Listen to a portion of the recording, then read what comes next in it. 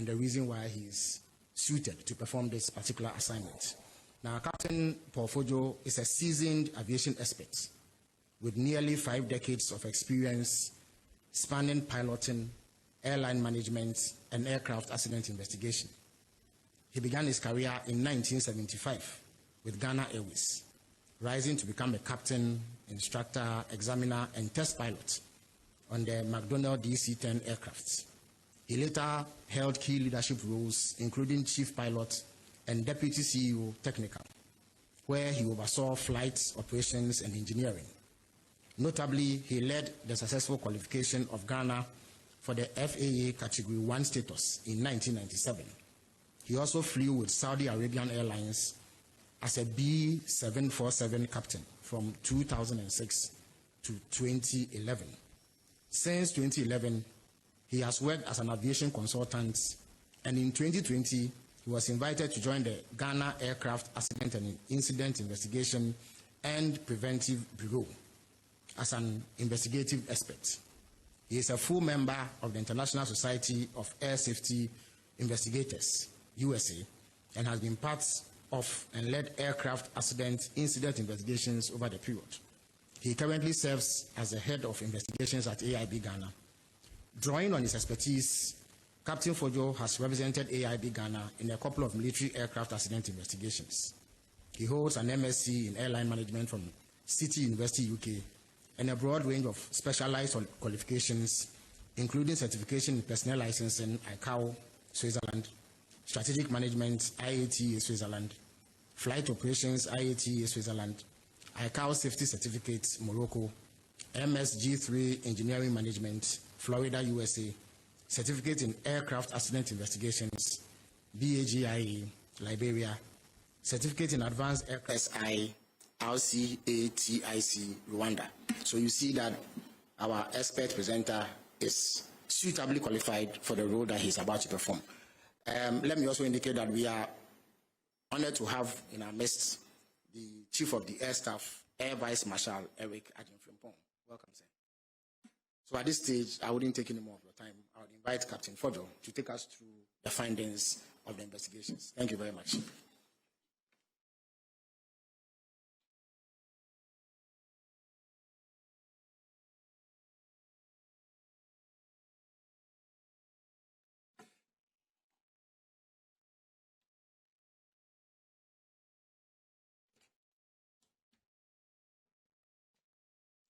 Dignitaries, ladies and gentlemen, good morning to you all. Before proceeding, I'd like to, on behalf of the Investigation Board,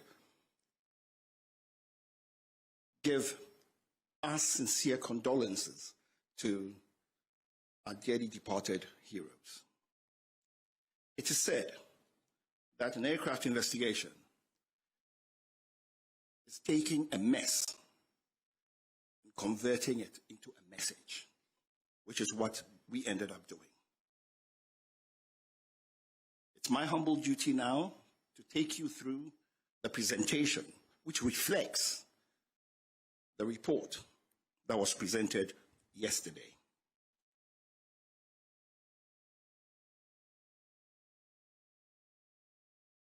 On Wednesday, 6th August 2025, the Z9EH tail number Golf Hotel Foxtrot 631 helicopter, operating a scheduled flight from Accra to Obuasi, was involved in a crash at Dampia Forest Reserve of Anochi Crow, Brofiejo, in the Adansi Ekruform district, Ashanti region.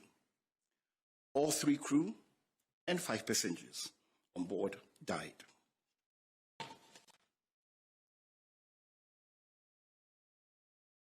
The President of the Republic of Ghana, His Excellency John Dramani Mahama, directed the Acting Minister of Defense to constitute an accident investigation board.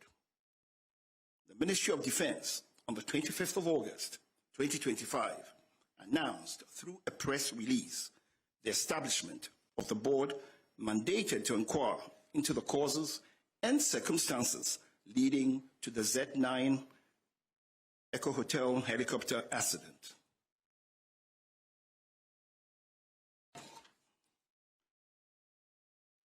This investigation has been conducted in accordance with the Ghana Air Force flying orders, the Ghana Air Force Air Staff Instructions, Annex 13 of the International Civil Aviation Organization's Convention on International Civil Aviation. Generally, investigations under these regulations are conducted to determine circumstances leading to the accident and prevention of future accidents and incidents.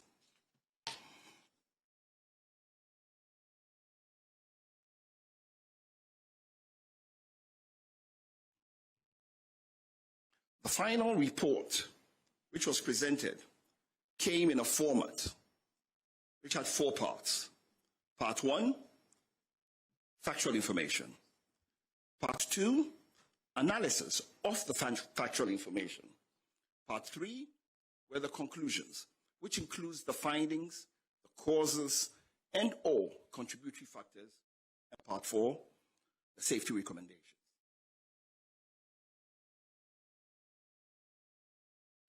The composition of the board. This is now getting into the methodology of the investigation. The composition of the board had national security, Ghana Armed Forces personnel, personnel from the Aircraft Accident and Incident Investigation and Prevention Bureau, Ghana, National Intelligence Bureau, and we had some staff from the US Air Force also with us.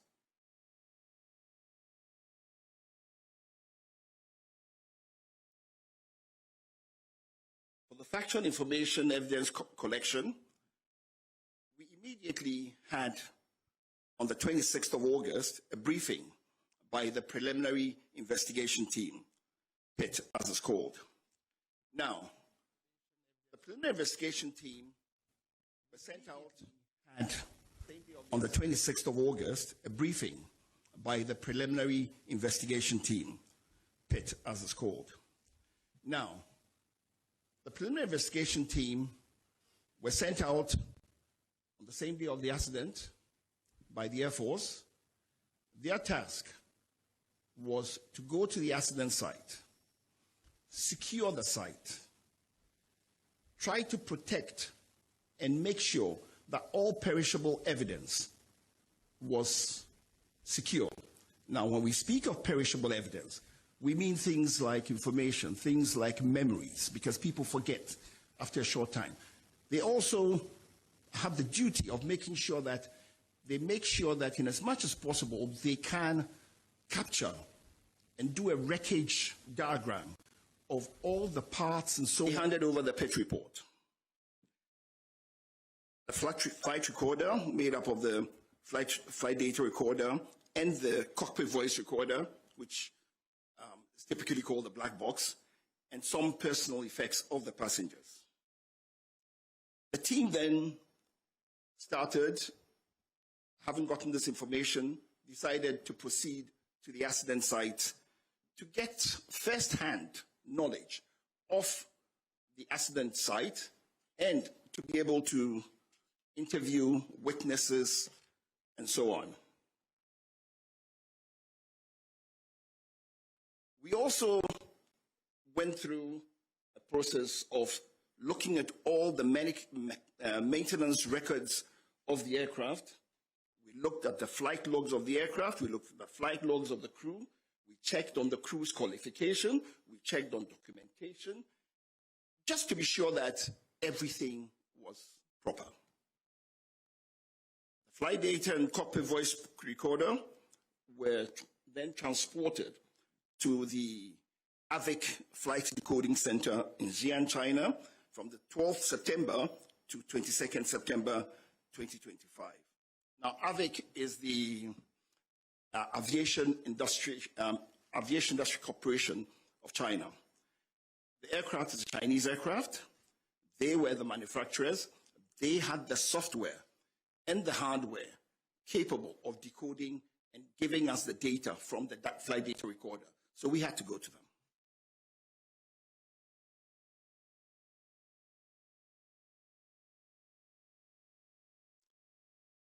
We also decided, as is normal with investigations, to look at the human factors and operational information. We looked at the medical and psychological records of the flight crew. Interviews were conducted with pilots, engineers, superiors, to assess the crew's proficiency, training history, and operational culture. We also actually interviewed their families and so on. We left no stone unturned.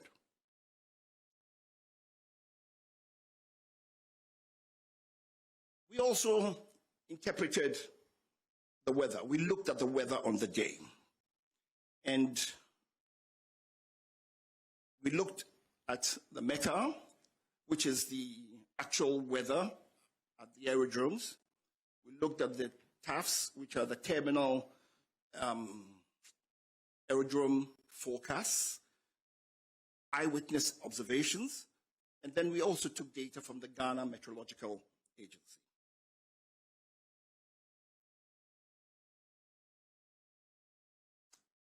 Next, the investigation team decided to look at the whole organizational and systemic processes under which the aircraft was operated. So we examined the Ghana Air Force policies, their flying orders, and their operational oversight mechanisms. We looked at crew authorizations. We looked at the air tasking order procedures. For instance, for the particular day, the task order that had been given was to fly the Minister of Defense and his party from Accra to Obuasi and back. We looked at Air Force oversight, its safety culture, and the adequacy of risk management systems.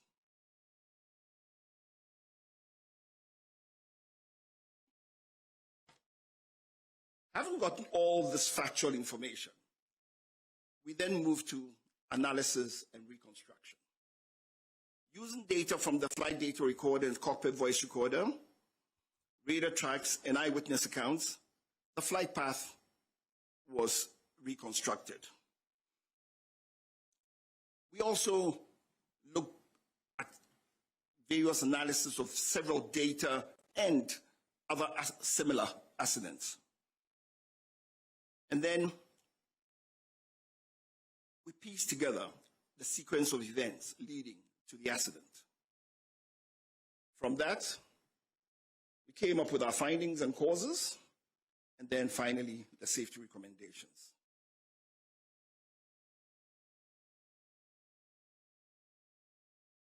So, for the scope of flight, we looked at the history of the flight, we looked at the weather, we looked at the environment, we looked at the machine, that's the helicopter, we looked at human factors, the crew flying the plane.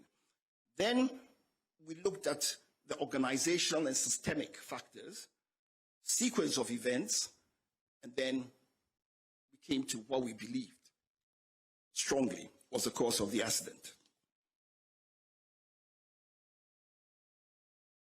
For the history of flight, we went before the flight to see what the pilots had been doing. And it's on record that their last 3 flights before the subject flight, the same crew had flown all the 3 flights before on the same helicopter. On the 2nd of August, they came from their base in Takoradi to Accra. It was a Medivac flight, 1 hour long. On the 3rd of August, the following day, they did a flight from Accra to Cape Coast, back to Accra. 1 hour, 20 minutes. It was also a medical evacuation flight, Medivac. On the 4th, they were tasked to go fly Accra to Salman, back to Accra. That was a 2 hour 30 flight. That was a bullion flight, cargo flight. On the 5th of August, they rested. Now, it helps to say here that the Ghana Air Force, their flying limitations for the crew, you have 10 hours per week maximum, 62 hours maximum per month. Before flight, it's also accepted that if you've had a rest of 8 hours, you've had enough rest, and you can go to work. They had in excess of 24 hours rest.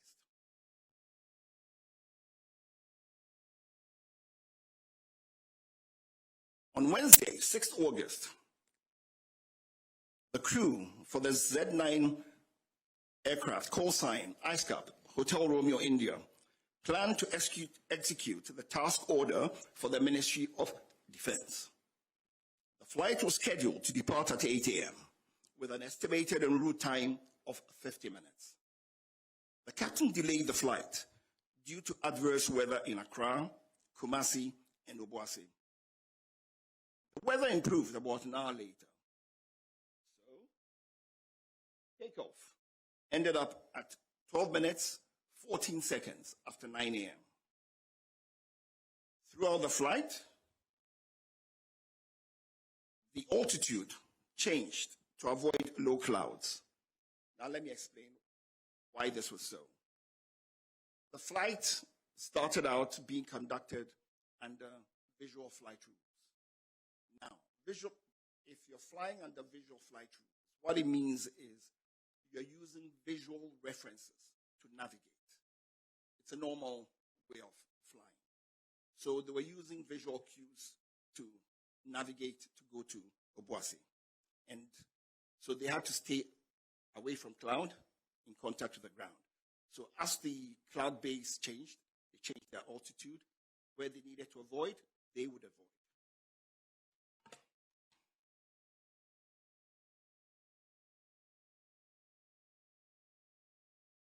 I'd like you to take a look at these two pictures. Now, first of all, these pictures were taken in the environs of where the accident took place. Take note, it wasn't taken on the day of the accident, but it's just representative. The picture on the left. Hi, everyone! I work for this company! I admit I used fake gameplay to trick people before. I'm really very, truly sorry! Stop! Stop!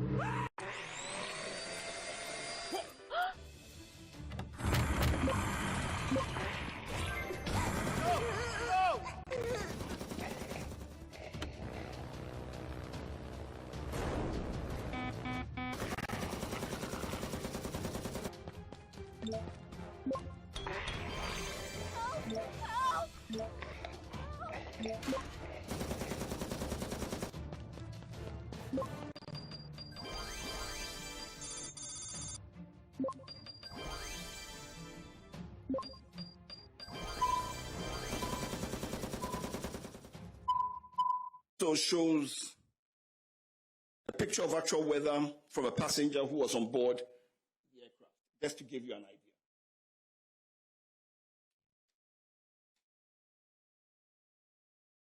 The weather in the southern Ghana was poor on the day, which delayed departure for about an hour.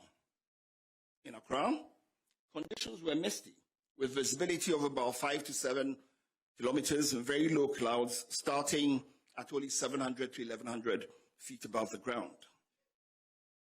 While the situation improved slightly later in the morning, the early hours were dominated by haze and overcast skies. In Kumasi, the weather was worse, with drizzle reducing visibility to around 4 kilometers and heavy low clouds sitting just 600 to 900 feet above the ground. Only Accra and Kumasi Aerodrome were available. Only Accra and Kumasi Aerodrome weather were available.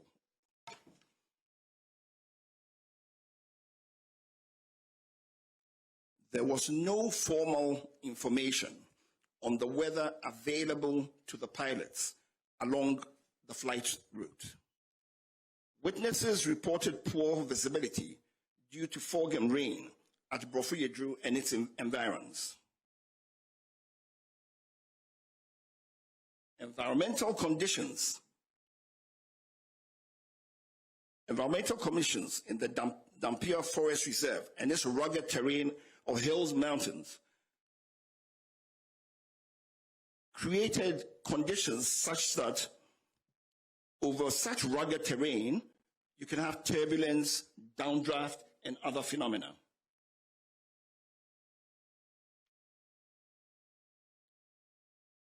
Now, to look at this is what we're talking about. This is a known aviation phenomena when you have such rugged territory. And what ends up happening is turbulent wind currents occur usually around ridgelines, mountains, and hills, and can generate sink rates in excess of 1,000 feet a minute in moderate wind conditions. These sink conditions can often exist well above the barrier that induces the eddies.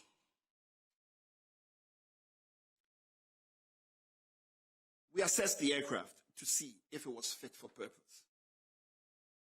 The helicopter entered the Ghana Air Force Service in May 2015, having been manufactured in 2012.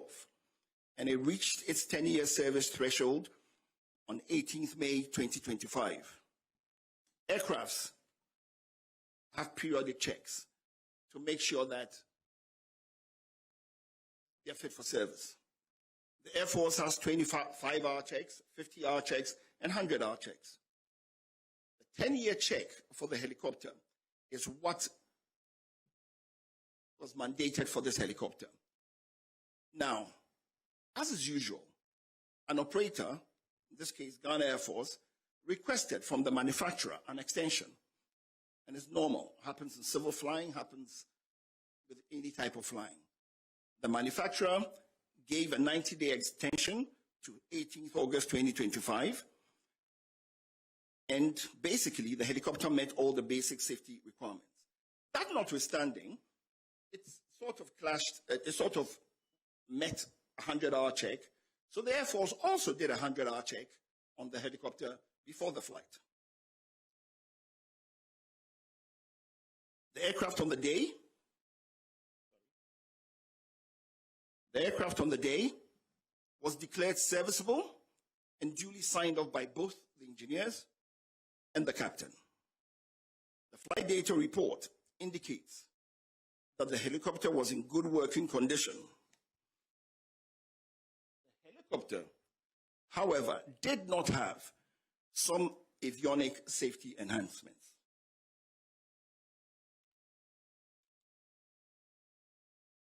As I said before, the aircraft was serviceable and airworthy. The additional safety equipment that the helicopter did not have were things like the helicopter terrain awareness system or the enhanced ground proximity warning system, as you may choose, advanced navigation with terrain mapping, an automatic flight control system. And I would say that these safety equipment would have enhanced situational awareness. For instance, it didn't have an autopilot. That's advanced, the automatic flight control system, so that the crew had to manually fly the plane. So it sort of increases workload. Typically, you want to have a plane that has an autopilot. All the civil planes use autopilots, and the workload on the pilots is very low. It gives you the chance to do things and to think easily, and so on and so forth. Despite all this, the aircraft was in a good condition to fly and met all safety requirements. The investigation has recommended strongly for aircraft with these additional safety enhancements to be acquired immediately for the Air Force.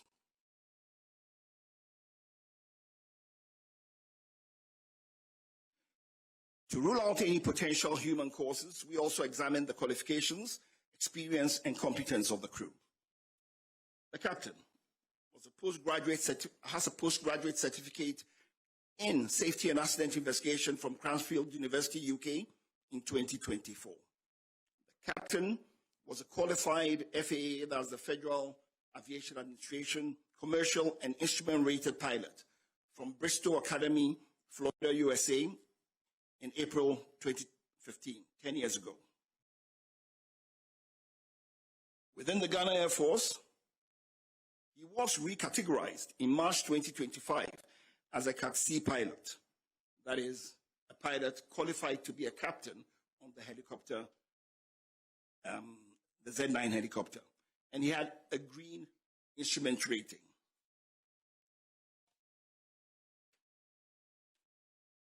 In the Air Force, they have gradings for pilots, categories for pilots from A to D. D being, depends on what you call high and low, D being for the initial, sort of, and then you go all the way to A. It's interesting to note that for quite a while, and as at now in the Air Force, the highest category is Cat C. So the pilot was totally competent to be flying this plane.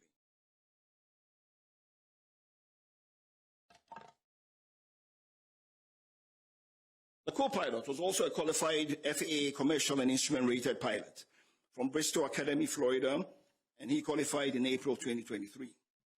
In December 2024, he was recategorized within the Ghana Air Force as a Category D pilot on helicopter type with a white instrument rating. To further rule out any potential human causes, we examined the medical and psychological records of the crew. A review of the medical and personal records revealed no known medical or psychological conditions in the captain, co-pilot, or technician at the time of flight. All three were described by witnesses as calm, prepared, and professional during the pre-flight activities. Fatigue or medication was not considered to have materially affected their performance on the day of flight.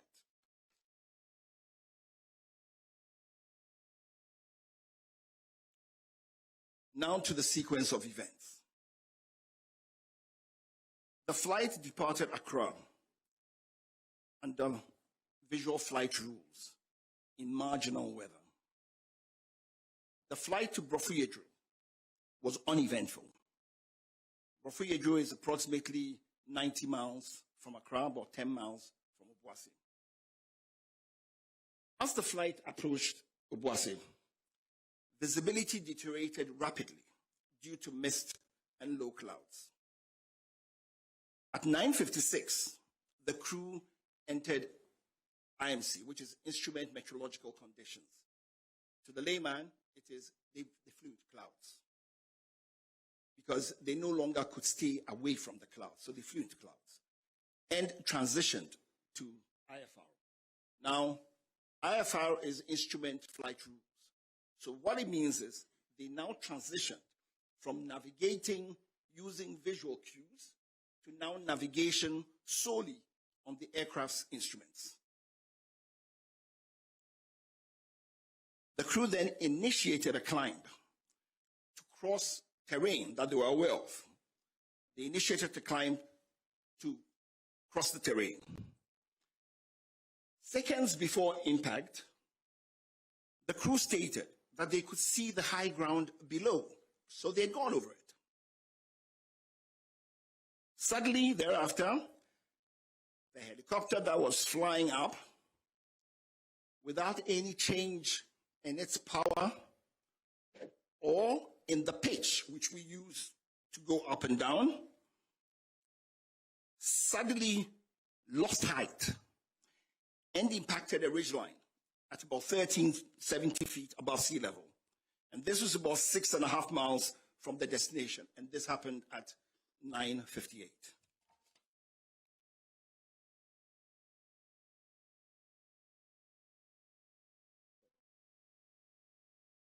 Now, the dotted blue line is what the planned track had been. The purple line is what the aircraft actually flew. And that took place because it was avoiding clouds and so on and ended up where it was.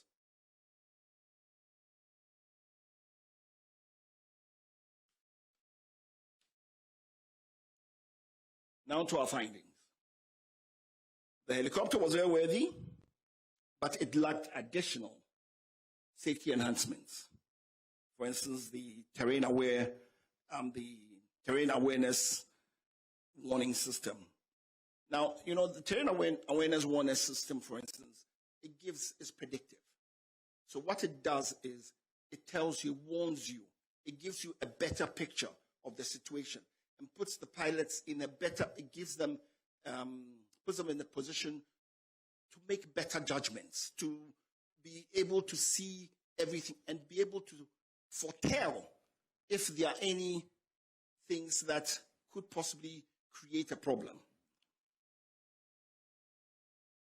But they lack the additional safety enhancements required for the weather phenomenon over that terrain.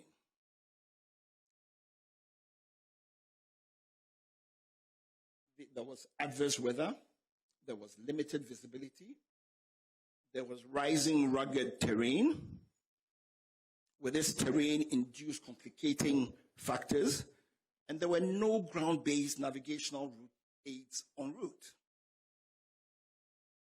The investigation would like to say that from everything they gathered, the emergency response was very timely.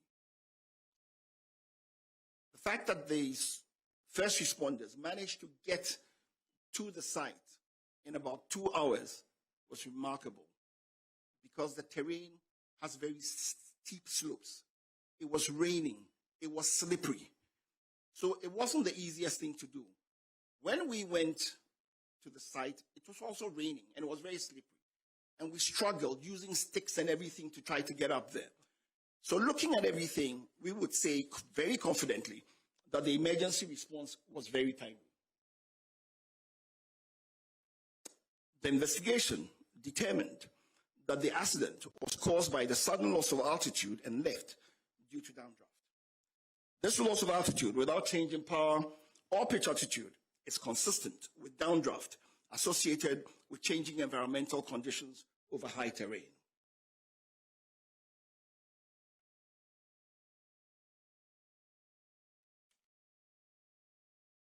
In our findings also,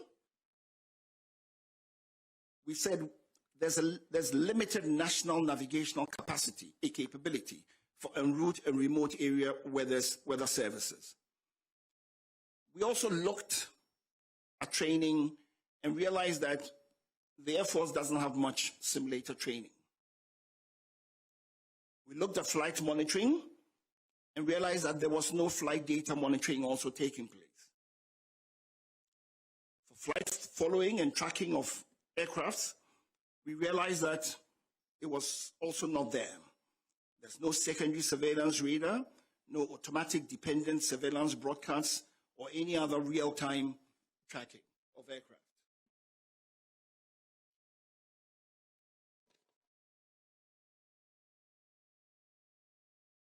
Our safety recommendations. There is a definite need to modernize the fleet of the Ghana Air Force. We have recommended that the Air Force acquire modern aircraft with terrain avoidance warning systems and modern navigation systems. That the aircraft should have cockpit voice recorders and flight data recorders, which are the audiovisual capable types. That the Air Force should invest in simulators for recurrent training. That they contract certified aviation weather provider or providers, and that Ghana as a nation should try to have en route navigational aids, especially in remote areas.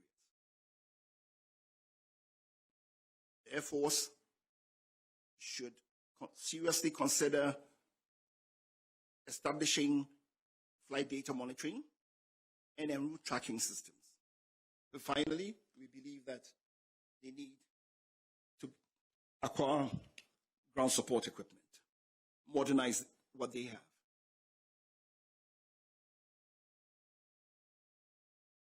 In conclusion, the helicopter accident was an unfortunate and sudden weather-related accident. Implementing the safety recommendations will prevent the reoccurrence of future accidents.